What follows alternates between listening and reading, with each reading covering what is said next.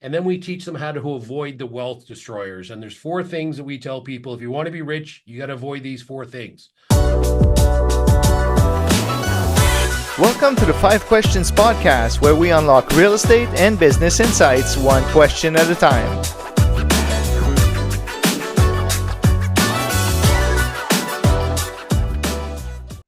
Welcome to the 5 Questions Podcast. I am your host, Mario Lamar. On our show today, our guest is a real estate investor with an extensive portfolio. He is the head of Control and Compound Financial, a company that is dedicated to bring wealth out of people. Welcome, Darren Mitchell. Darren, thank you so much for being on the podcast with us today. Hey, thanks. I'm excited to do it. Love your podcast. Darren, the concept of the podcast, real simple. I ask you 5 questions about real estate or business, and we get straight to the point. You ready? Let's go. All right. You specialized in helping clients harness the power of infinite banking. Can you explain first how this concept works and maybe why it's particularly beneficial for real estate investors or business owners? Sure. So at Control and Compound, we believe if you want to be wealthy, it's not that hard. Just do what the wealthy people do. You want to be rich, do what rich people do. Success leaves clues. So we think really, if we study every wealthy person we've ever come across, they've done one of 3 things. They've invested in themselves, they've invested in a business, and they've invested in real estate. So that's the 3 ways you have to, we believe is a true path to wealth. Make yourself better, level yourself up, get a coach, join a group, make yourself better, get an education that's going to produce money, business, real estate, or some other hard asset. But that's really step 2. The step 1 is, where do you invest the money? And that's where this infinite banking concept comes in. And the product we use is a high cash value life insurance product where we put our money in, we grow it, and then we grow it, and then we take loans from that to do real estate. The Right. kind of 5 things that we get out of that is we get control of our money. So most people are not in control of their money. Their money's in an RSP or a pension plan or even a TFSA. When the opportunity comes along, they're not in control. Most people have interrupt their compounding. In other words, they're compounding, they're growing their wealth, and then they go pay cash for something. That stops the compounding. So we take care of that. We show you how to multiply money like a bank. Does come with a tax-free death benefit, and the bonus is at retirement. You can have a tax-free retirement income because this policy grows tax-free. You can take loans in retirement that are tax-free and not be in a 0% tax bracket in retirement. It's true. Like, people sometimes try to reinvent the wheel when they can just look at what wealthy people are doing. But at the same time, it might not be as simple as we think. So thank God that there's people like you to guide us through that. That brings us to our second question. Your company, Control and Compound Financial, focuses on innovative financial planning. How do your team of wealth coaches, because there's a lot of people out there with different situations, right? How do they tailor their strategies to meet the unique needs of the different clients? Yeah, so we consider ourselves first and foremost financial educators, because we think education is the key. So we educate the crap out of people. That's why we have a ton of resources, podcasts, books, webinars, appear on all kinds of podcasts, I do a lot of public speaking because we want to educate people. So the first thing we do in that education session is find out where their money is now, and we find out how much of this money are you in control of, right? Are you in control of your RSPs? If you got a bunch of money in an RSP and a great real estate or business opportunity comes along, can you access that money? Or will you access that money? Or if the stock market's down, are you going to access that money? So we find out where they are, educate them on that, and then we teach them how to avoid the wealth destroyers. And there's 4 things that we tell people. If you want to be rich, you got to avoid these 4 things: taxes, fees, volatility, and spending. And spending is really that stopping the compounding. So instead of stopping the compounding and restarting again, we borrow against the cash value. And then lastly on this, the product we use is this innovative insurance contract where we design it specially for you. Every contract is different. So if you're a 40-year-old male or a 55-year-old female, doesn't matter. We can design a specific contract to meet your needs. So we find out, what are you trying to accomplish? And then how do we build the policy to help you accomplish your goals in a hopefully a tax-free environment? So it is really basically like a doctor that we would explain our situations and our goals to you, and then you tailor really for that specific person. That's great. Yeah. Yeah, we don't for a second pretend to be, we're not real estate experts, business experts. We invest in real estate ourselves. We are business owners. We are experts at the infinite banking concept for real estate investors and business owners. We focus on that one thing. We do it really well. Well, that brings us to question number three, because maybe it's hard to, see the concept concretely. Can you give us an example how a real estate investor can use infinite banking, like in details? Yep. So, okay. So let's pretend you started a policy and you were putting a bunch of money into it, I don't know, 20, 30, 10,000, 1,000 a month, doesn't matter. And you've built up a cash value. And now an amazing real estate opportunity comes along, maybe, a two, three, fourplex or something. And you go, okay, great. It's $500,000. Where do I come up with the money for the down payment? Let's say the down payment's 20% or 100,000. Well, you can't go to your RSP, that money's in jail. You can't go to your kid's RESP, that money's in jail. Maybe the market's down, you don't want to touch your TFSA. So we go, okay, what about this beautiful insurance contract I have with all this cash value? And when you have cash value, what you can do is call the insurance company up and say, hey, I love that the way my cash value is growing for a tax-free retirement. Why don't I leave that there? Why don't you, Mr. Insurance Company, give me 100 grand of your money? So they will loan you their money. You're not borrowing your own money. They'll give you their money, their money. They'll charge you a little interest on that. And then my money stays in the policy. So whatever I had in the policy continues to grow. So now I go to the bank as a real estate investor and I have my down payment. Well, the first question the bank asks before they'll give you a mortgage is, where'd you get the down payment? And Right? if you say I borrowed on my line of credit or something, they're not going to give you the mortgage. But if you borrow from your insurance policy, the banks do not consider that a loan for borrowing capacity.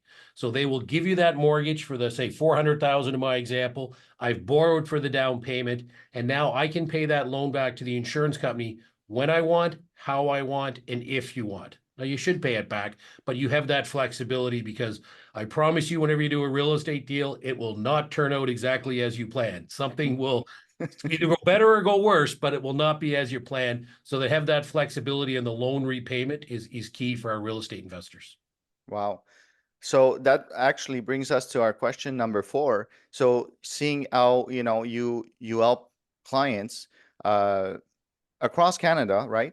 Integrate the infinite banking in their financial strategies. Can you share maybe a success stories with us that concept make an impact on a client's financial journey?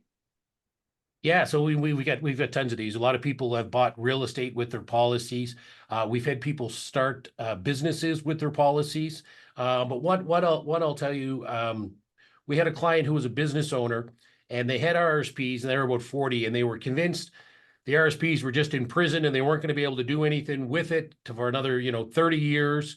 And they wanted to get into real estate. So what they did is they actually stopped taking a salary from their business and they started spending down their RSPs to live off.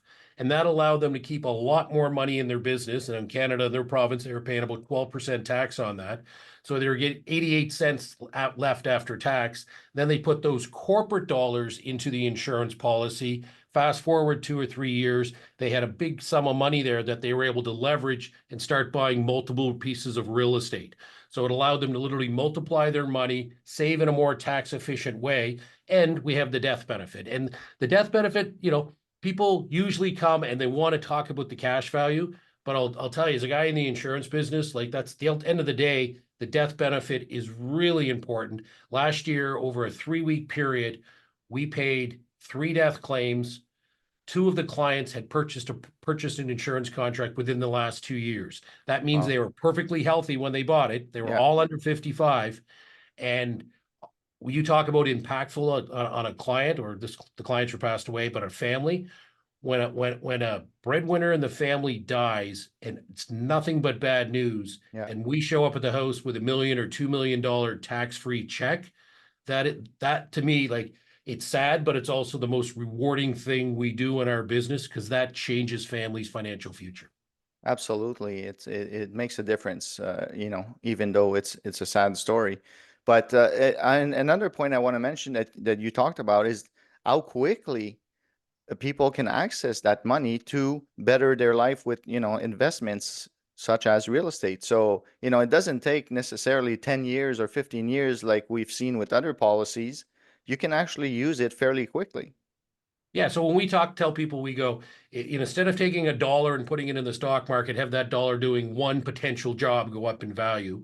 We're going to take that dollar, put it in an insurance contract, compound it tax-free for the rest of your life for a tax-free retirement. Then we're going to multiply that dollar, provide a tax-free death benefit in case something does happen. Then we're going to multiply that again by a loan from the insurance company, and we're going to put that money into real estate where you can do multiple jobs with your dollar. So now we're doing multiple jobs with multiplied money. And that's how we collapse time and accomplish over, 10 or 15 years, what would take people 50, 60 years or never get to. So we're trying to compress time to get people started. And it doesn't matter how old you are. If you're 50, if you're 30, if you're 20, this concept can work for you. Wow. This brings us to our fifth question already. It's a quick podcast, but we're there. Your books, you wrote two books, Be the Bank and Infinite Banking for Real Estate Investors. And they both became, Amazon bestsellers. What motivated you first to write these books, and what key takeaways the readers can gain from them? Yeah, so my first book, Be the Bank, really like I go back to we're financial educators. And what I find funny is 90% of the wealth in this country is controlled by 10% of the people. Okay, so that means the other 90% of people only have 10% of the wealth. But what strategies does everyone follow? They follow the strategies of the 90% that have 10% of the wealth, right? I'm going to put Right. money in an RSP. I'm going to have a T4 job. I'm going to, work and save and wait 50 years to enjoy my life. Yeah. So we flip that on the side. So what I did in the first book, Be the Bank, is I talked about all those traditional financial planning concepts and said it's going to be really hard to accomplish true wealth by following those strategies. And then I flipped it around and said, now let's study what the wealthy people have done, and let's show them how this infinite banking concept can accelerate them to wealth. So that was the first book, Be the Bank. And then the second one, because this strategy works so well for business owners and real estate investors, right? I think the most important word in the English language with regards to money is control. Yeah. Compounding is important, but I want to be in control. When 2008 happened, for those old enough to remember, there was no access to money.